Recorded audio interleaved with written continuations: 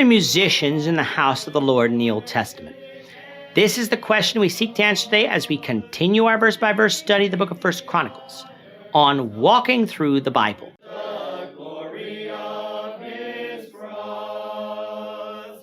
Today we're going to be discussing 1 Chronicles chapter 6, verses 31 to 53. But before we do that, let's read the passage.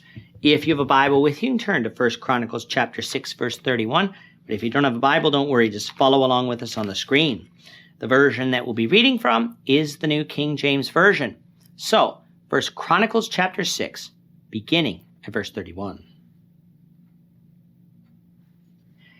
Now these are the men whom David appointed over the service of the song in the house of the Lord, after the ark came to rest. They were ministering with music before the dwelling place of the tabernacle of meeting until Solomon had built the house of the Lord in Jerusalem, and they served in their office according to their order. And these are the ones who ministered with their sons. Of the sons of the Kohathites were Heman the singer, the son of Joel, the son of Samuel, the son of Elkanah, the son of Joram, the son of Eliel, the son of Toah, the son of Zuph, the son of Elkanah, the son of Mahath, the son of Amasai, the son of Elkanah, the son of Joel, the son of Azariah, the son of Zephaniah, the son of Tahath, the son of Asir, the son of Abiasaph, the son of Korah, the son of Izhar, the son of Kohath, the son of Levi, the son of Israel. And his brother Asaph, who stood at his right hand, was Asaph the son of Berechiah, the son of Shimeah, the son of Michael, the son of Besiah, the son of Malchijah, the son of Ethni, the son of Zerah, the son of Adiah, the son of Etham, the son of Zimmah, the son of Shimei, the son of Jahath, the son of Gershom, the son of Levi. Their brethren, the sons of Merari, on the left hand, were Ethan, the son of Kishai, the son of Abdi, the son of Malach, the son of Hashabiah, the son of Amaziah, the son of Hilkiah, the son of Amzi, the son of Bani, the son of Shamer, the son of Mali, the son of Mushai, the son of Merari, the son of Levi. And their brethren the Levites were appointed to every kind of service of the tabernacle of the house of God. But Aaron and his sons offered sacrifices on the altar of burnt offering, on the altar of incense, for all the work of the most holy place, and to make atonement for Israel, according to all that Moses the servant of God had commanded.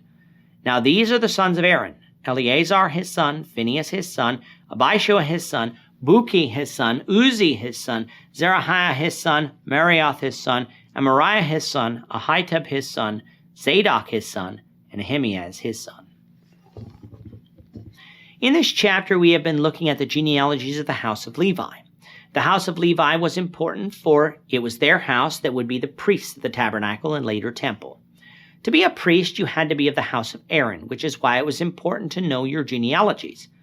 But what if you were a Levite, but not of the house of Aaron?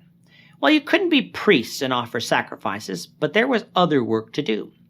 When you think of the temple, we often focus of the work of the priest. But there were other tasks to be done too. Who brought in the wood for the altar? Who helped with the cutting up of the sacrifices? Who helped with the money collected at the temple? Or who kept the grounds itself? These would all be Levites, but not necessarily priests. We find here in 2 Chronicles 6 another duty of the Levites that was set up under King David, and that of musicians. He did this after the Ark of the Covenant came to Jerusalem from the house of Abinadab, where it had been since just after the days of Eli.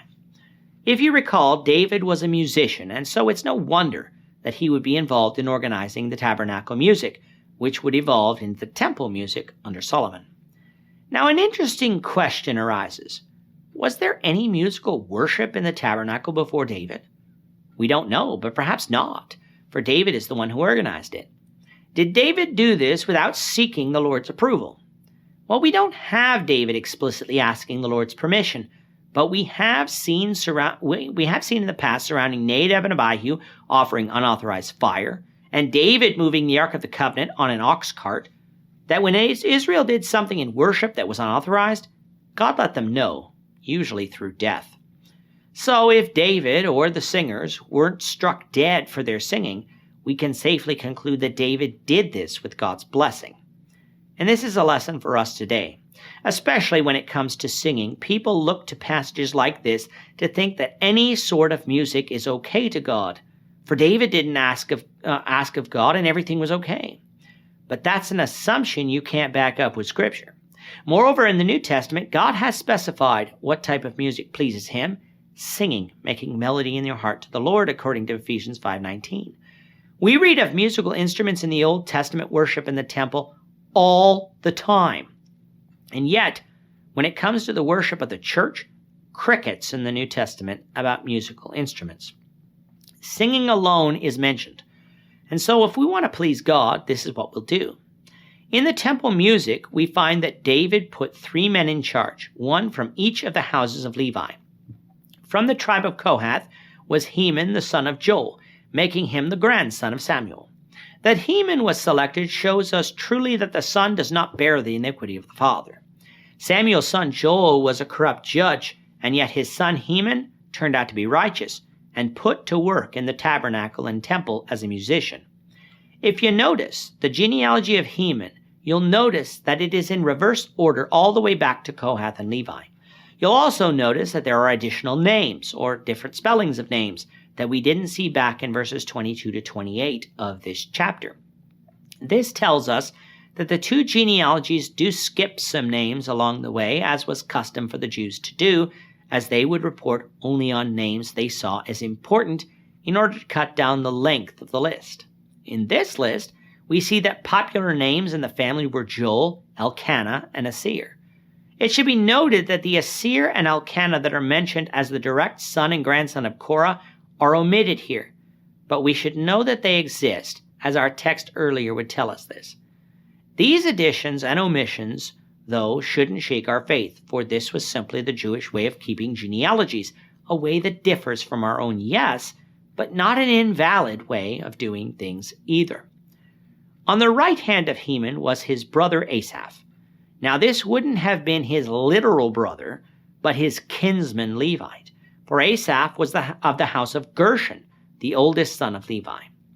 Asaph is a man that we should highlight, for when we get to our study of Psalms, Asaph will be the writer of quite a few of them, and so knowing where Asaph came from and what his job was will be important. And finally, on Heman's left hand was Ethan of the house of Merari, the youngest son of Levi.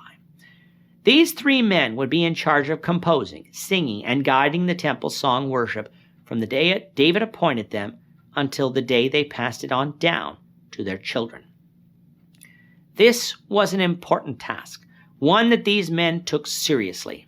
And of course, David would organize the tabernacle and temple further, as we will see in future lessons. However, it is pointed out that the house of Aaron remained the priests who offered the sacrifices according to the command of the Lord given through Moses.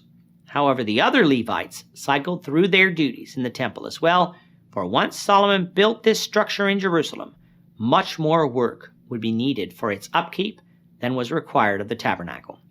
Verses 49 to 53 give us again the lineage of the priests from Aaron all the way up to Ahimaaz, the son of Zadok.